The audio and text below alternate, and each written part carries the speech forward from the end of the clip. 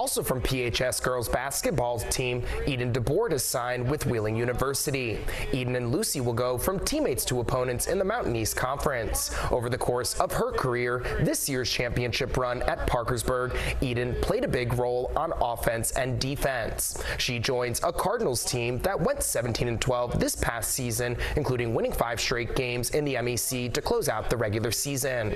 Looking back on her time as a Big Red, Eden has fond memories of playing with her teammates and coaches and is excited to compete against her former teammate in college.